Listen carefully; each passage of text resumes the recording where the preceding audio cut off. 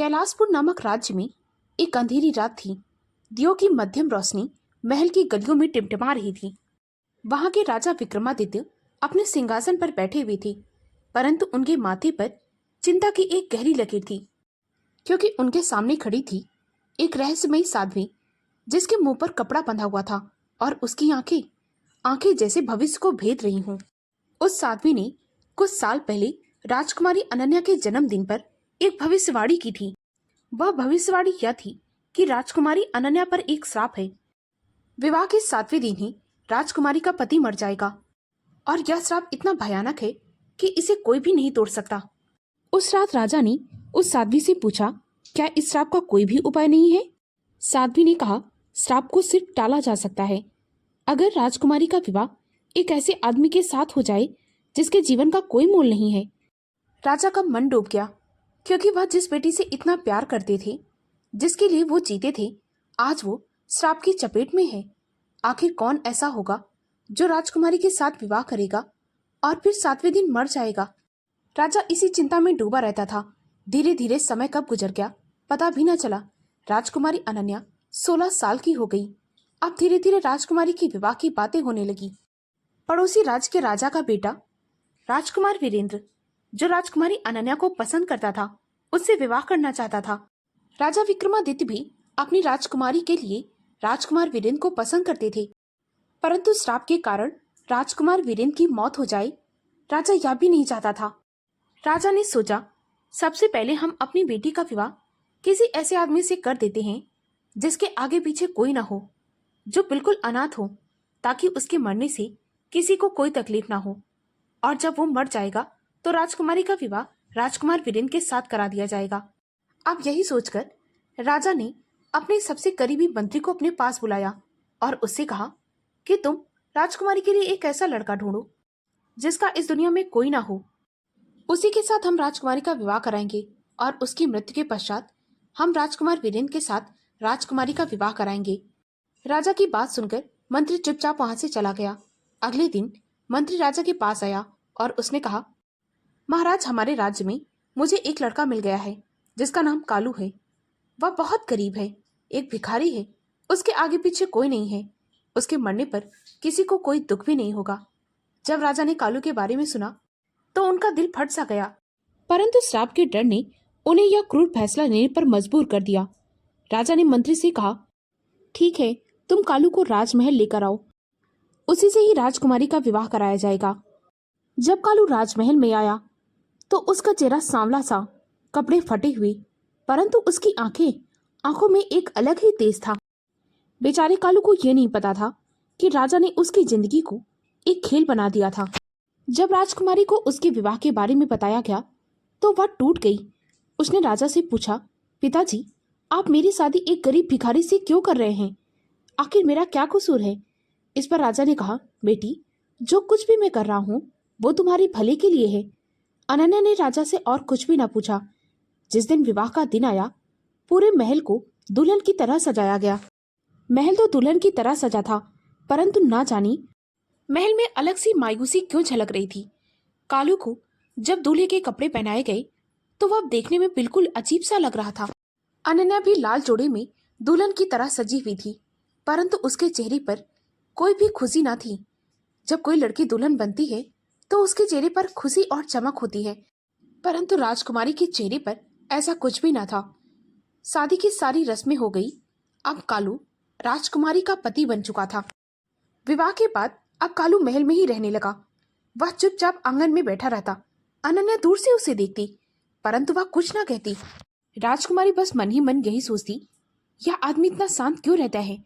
क्या इसे मेरे श्राप के बारे में पता है और ये जानता है कि इसके साथ क्या होने वाला है? राजकुमारी ने हिम्मत जुटाई और कालू के पास गई। उस समय कालू एक चाकू से लकड़ी को तराश रहा था। राजकुमारी ने कहा, कालू, तुम इतने शांत क्यों रहते हो? क्या तुम्हें डर नहीं लगता कि तुम मेरे पति हो?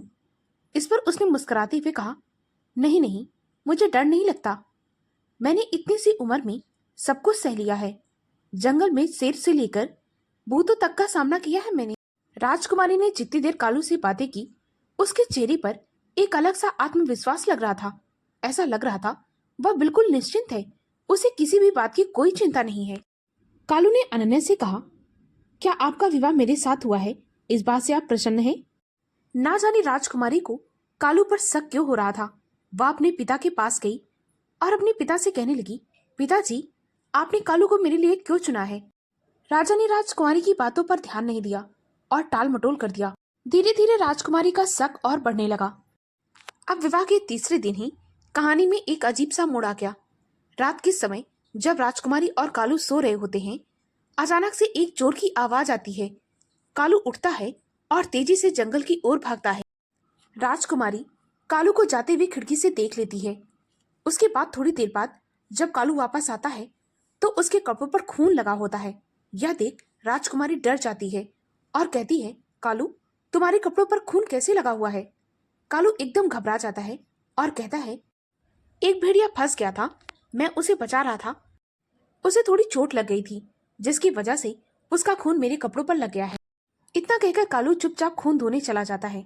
ना जाने राजकुमारी को उसकी बातों पर भरोसा ना हो रहा था, क्योंकि उसकी आंखों में राजकुमारी को कुछ और ही नजर आ रहा था।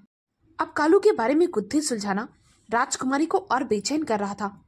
अगले दिन कालू को परखने के लिए राजकुमारी उसे अपने साथ जंगल में लेकर गई।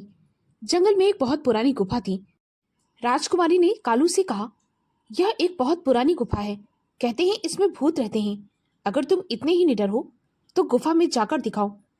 कालू बिना कुछ सोचे समझे चुपचाप गुफा के अंदर चला गया और अनन्या बाहर ही खड़ी रही। जब राजकुमारी ने देखा कि कुछ देर बीत गए हैं परंतु कालू वापस नहीं आया तो वो घबरा गई और डरते डरते गुफा के अंदर गई। अंदर जाकर राजकुमारी ने देखा कि कालू एक पुरानी सी ताबूत के पास बैठा हुआ है। ना जाने उस पर किसी भाषा में कुछ लिखा हुआ था। कालू ने राजकुमारी से कहा, मुझे डर नहीं लगता, क्योंकि इससे पहले भी मैं इस गुफा के अंदर आ चुका हूँ। अब तो राजकुमारी और डरने लगी। क्या कालू एक साधारण सा भिखारी है या फिर कोई और? उसका शक और बढ़ गया। रात में जब वह अपने घर गई तो उसने राजा से पूछा, पिताजी, ये कालू कौन है और आपने मेरा विवाह इसके साथ क्यों किया? राजा ने कहा, बेटी, बस 7 दिन बीत जाने दो, तुम्हें सब कुछ पता चल जाएगा। 5वें दिन महल में फिर से एक अजीब सी घटना हुई। उस दिन एक अजीब सा आदमी महल के अंदर आया। वह एक साधु था। देखने में बहुत अजीब लग रहा था। उसके हाथ में एक तलवार थी। उसने राजा से कहा, मैं तुम्हारे दामाद से मिलना चाहता हूँ। राजा ने पहले तो टाल मटोल की। उसके बाद कालू को बुलवाया गया। कालू को देखते ही उस साधु ने कहा, तुम वही हो जिसका मुझे इंतजार था। कालू ने साधु की ओर देखा और चुपचाप नजरें नीचे झुका ली। अब तो अनन्या का शक यकीन में बदलने लगा था कि यह कोई साधारण सा भिखारी नहीं बल्कि कुछ और ही है। उस दिन राजकुमारी ने सीधे सीधे कालू से पूछ लिया कि तुम कौन हो? तुम कोई साधारण भिखारी तो नहीं हो सकते। कालू ने मुस्कुराते हुए कहा, राजकुमारी, आप जो देख रही हैं मैं वही हूँ। हर इंसान का कोई ना कोई राज होता है। मेरा भी राज है। 7 दिन बीतने दो, आपको सब कुछ पता चल जाएगा। अब राजकुमारी की लालसा और बढ़ गई थी। 6वें दिन ही उसने सोचा कि मैं सच्चाई को पता लगाकर ही रहूंगी। वह उसी साध्वी के पास गई थी जिसने राजकुमारी के श्राप के बारे में बताया था। राजकुमारी ने उस साध्वी से कहा, मेरे श्राप का सच क्या है? क्या कालू सचमुच में मर जाएगा? इस पर साध्वी ने कहा, तुम्हारे श्राप का सच वही है, परंतु श्राप टल सकता है अगर तुम्हारा पति तुमसे सच्चा प्रेम करता होगा। राजकुमारी सोच में डूब गई। क्या कालू मुझे सच में प्यार करता है? अनन्या चुपचाप महल में लौट आई। 7वें दिन फिर से राजकुमारी ने अपने महल में एक अजीब सी घटना देखी।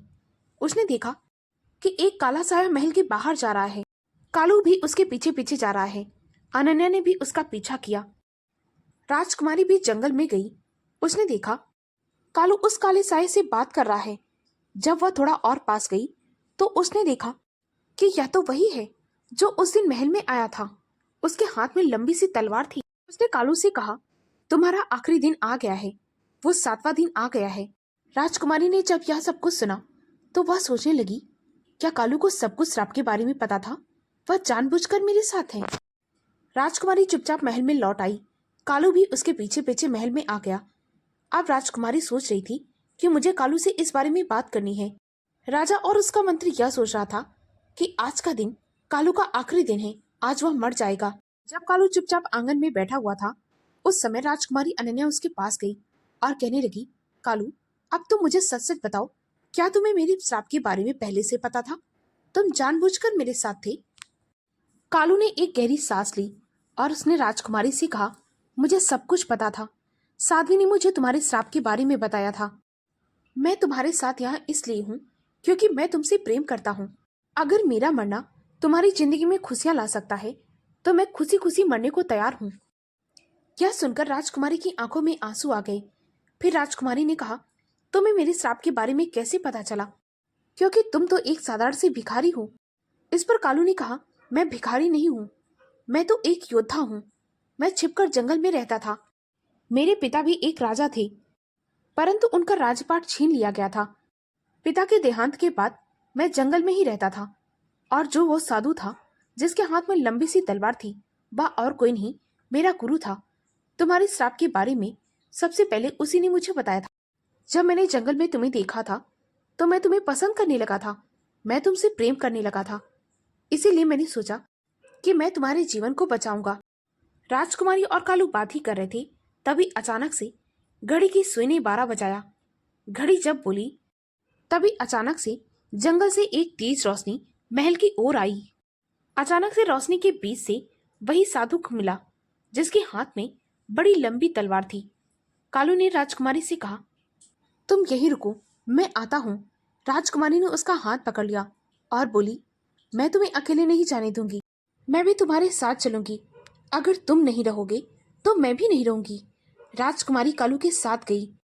उस साधु ने कालू से कहा, कालू, तुम्हारे सच्चे प्यार की जीत हुई है। राजकुमारी का श्राप टल चुका है क्योंकि तुम राजकुमारी से सच्चा प्रेम करते हो। प्यार और सच की ताकत हर बुरे से बुरे श्राप को तोड़ सकती है। दोस्तों, अगर यह कहानी आपको अच्छी लगी हो तो प्लीज मेरे वीडियो को लाइक और शेयर करें।